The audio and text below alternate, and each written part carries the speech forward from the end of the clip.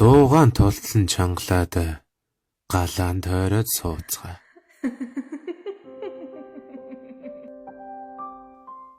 Өдгөө даал гарч яваа гүргэлмаа гихч Хөвсгөл аймагт анх бэр болж очиод өдгөө тэнд 50 гаруй жил амьдарч байгаа нэгэн ажээ. Одоогоос 10-аад жилийн өмнө дунд хүүгээ бараадаж галцсан мөн жилжин очиж төвхөнжээ. Сумын төвд буусан тэднийхээр орж гарах хүмүүс олон. Өвгөн дашин нас ахих хэрээр архи дарсанд жаахан дуртай нэгэн болжээ. Юмл болвол хөгшин залуу гэлтгүй хүмүүсийг гэртээ урьж залж ууж иддэг болжээ. Хөгшөрсөн хойно жороо сурав гихчээр уух насан дээр намтай төвхнөн байдаг байсан өвгнөө ихнэр гүргэлмаа байнга өглөж зэмлэж сүүлдээ хараадаг болов. Өвгөн ч өөрийгөө өмөрч уудахгүй энэ ханан гэрээс чинь холдож хадан гэрд очих нас болсон мó ханигаа юунд хараадаг юм битээ хэмээн уурлаж бас төнөрхөн. Ингэж явсаар тэднийх 7 жил болжээ. Хөл хөдөлгөөн сайтай цэмбгэр өвгөн хурдан алхана. Өглөө оройд байнга дасгал хийж өдөрт хэдэн өхөртэй хөөцөлтгөөс өөрийг хийдэггүй өвгөн завзай завсар харагдвал шилтээ зинхрээ өвөртөлж аваад сумын төвөөсөө холгүйхэн газар очиод өхрүүдийнхээ хажууд ганцаараа хөнтөрчгдөг тийм л архин дуртай өвгөн болов. Суйлд учрыг нь сонсох нэ арх уух шалтгаан өвгөн дашид байсан юм билээ зайлвал. Нэг удаа хандаа уйлж дуйлж байгаад өөртөө тааралддаг тохиолддог зүйлээ нэгэнгүй ярьжээ. Тэрвэр сүүлийн үед өөртөө нүр бусын зүйлс таардаг болсноо өдийн наслахтай хүүхэд биш хандаа үр хүүхдүүдтэй хэд сэтгэл санааг нь хямраагаад яах вэ гэж бодоод өөрийгөө зоригзуулж тайвшруулж явдаг байжээ. Гэтэл нэгэн орой тугалтай гунжин ирдэггүй алга болчихжээ. 2 цаг гаруй харуулсан өвгөн аргаа бараад гар чийдэнгээ авч тайгаа тулаад сумын төвөөс зүүн зүг рүү өхөр бэлчээрэлдэх газар руугаа гэрлээ тусгаад явжээ. Явсаар байв. Бараасүр алгаа. Гэтэл нүдний буланд нэг юм сүйтгэнэж харагджээ. Гэрлээ тусгаад гарвал юу ч байдаггүй. Дахиад нөгөө нүдний буланд нөгөө сөөмийсэн зүйлс 2-3 болж харагджээ. Гинэт айж имээсэн өвгөн гэрлээ тусгаад хаай хөөй хэмээн хайшгартал хачин муухай үздийн царайтай амтанч биш хүнч биш зүйл харагдаад цаашаа гүйжээ. Бурхан тэнгэр минь юутай таарлах нь энвэ гэж айж имээсэн дааш өвгний ухаан балартаж гэртээ яаж ирснэ бараг сандаггүй тухайга эмгэндээ ярьжээ. Тэр явдлаас хойш хэд хэдэн удаа хий үзэгдэлтэй таарсан байна. Ер нь хүн нэг тийм зүйл харчих бол дараа нь дахин таарад байдаг муу яртай юм билээ гэж ихэд сэжиглэн ярьжээ.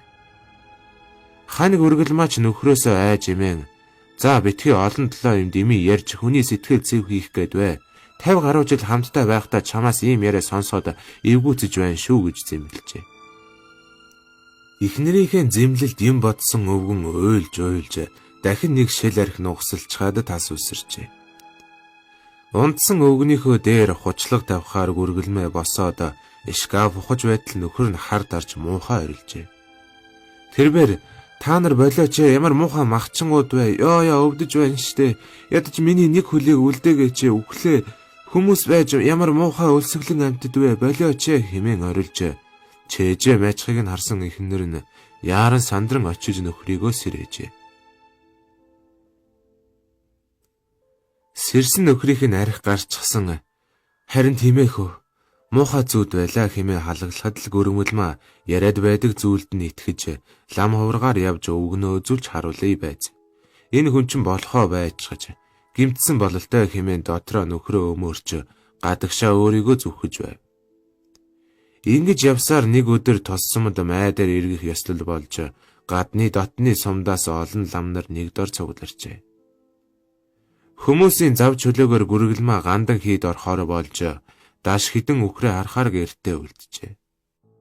Самган ч явсан хэрэг зоргоо бүтээгээд орой гэртээ иртэл өвгөнч өхөрч бараа сураггүй байв. Гайхсан гүргэлмаа хажуу хүүгиндээ орж бэрээсээ аав нь хайдсан талаар асуухад мэдхгүй анзаарсангүй. Согтуу бололтой хөл дээрээ тогтож ядан хашаанаас гарч орж харагдаад байсан шүү хэмээн ай муутай хялмхийн хариулжээ. Бэрээ ингэж хэлэхэд нь хадам ихийн уур хурж Төрсөн эцэг чинь биш болохоор чи ийм хайн хандаж байгаа юм уу? Настай хүн хүүтэн сэрүүнд хөлчүүс огтоо явж байгаадаа хаа нэг газар унаж осгоод өхвөл чи яах вэ? Миний хүү Давыг нь орлож чадах юм уу гэж жинтэй хідэн үг хэлчихэд гэрийн хаалгыг нь саваад гарчээ. Улмаар гэртээ орж ирээд галаа төлчгээд хоолны маха гаднаас оруулж ирчгээд гэрэл гэгээтэй дээр муу өгнө олж ирээ. Бүрий тасархаас өмнө олж ирж ариулж арцтаж рашанаар нүүр гарыг нь угаалгаж бузрыг нь арилгая гэж бодоод хувцаа давхарлаж өмсөд гараад явжээ. Ордог хоёр айлаар орж өвгнөө сургалбал харагдаагүй манайхаар орж ирээгүй дээ гэжээ. Тэгээд сумын төвийн годамжаар таарлцсан хүүхэн хүмүүс бараг айлын нохтоос асуух нь холгүй явсаар байв. Гэтэл сургуулийн байранд ард нэгэн тэрвэрчгсэн суугаагаараа унтаж байсан шүү гэж байрын багш хүүхэн хэлжээ. Тэр зүг рүү яаран очивол байрны ойролцоох нэгэн эзгүн хашаанд эвдэрхий амбар дотор ганцаараа малгайгаад ирэлчгсэн арх барьчихсан осгох шахам унтаж байжээ. Өвгнөө арай хийж сэрээвэл тэрвэр самганаасаа ихэд айж чи хинбэ? Яах гэж намайг энд авчирсан юм бэ? Яваач би гэртээ очино хэмээн нүдэ анаад учиргүй орилж самнахад самган нь байна. Миний хөгшин гэртээ харъя. Энд юугаа хийгээд ирсэн юм бэ гэж учирлан гуйж арай хийж тайвширлуулан авч яв. Замдаа тэрвэр самгандаа намайг нэг үл таних этгээд энд дагуулж ирсэн штэ. Би тэрнтэйгээ архиа хувааж уусан гэж ярьжээ. Өвгнийхөө ярианд дэмзгэлсэн гүргэлмаа чимээгүй суугдаж яв. Хамгийн гол нь тэр эзэнгүй хашаа буюу эвдэрхий амбарт өмнө нь хоёр чихэн өөрийгөө боомлж амиа хорлож байсныг тэр хоёр дуулаагүй ээжээ. Тиймээс хүмүүс тэр эзгүй хашааны ар өврөөр явхаар хүн араас нь дуудаж аврал ирдэг. Бас хормой хотыг сөхөд байдаг юм гэж тийм явдалтай таарсан хүмүүс ярьдаг байжээ. Яг үнэндээ согтуу дашиг үл таних нэгэн итгэхэд дагуулж тэр амбарт оруулсан нь үнэндээ нөгөө хий үзэгдэл бууг чөтгөр байжээ. Гэгээн цагаан өдрөөрч хин нэгнийг татаж чангадаг гэх юм билээ. Гэхдээ таарахч хүн байн таарлахгүй нэгэн ч байдаг байна. Чухам яагаад дашгийгч өвгөнтэй тиймэрхүү зүйл насны бүгсэн таарладаг болсныг хэлж мэдэхгүй. Иймэрхүү байдалтай байсаар тэднийг 2 жил болжээ. Өвгөн нь үе алга болно. Хаашаа явсан нь мэдэгдэхгүй алга болоход гайхдаг гүргэлмаа арга мухарддаг байжээ.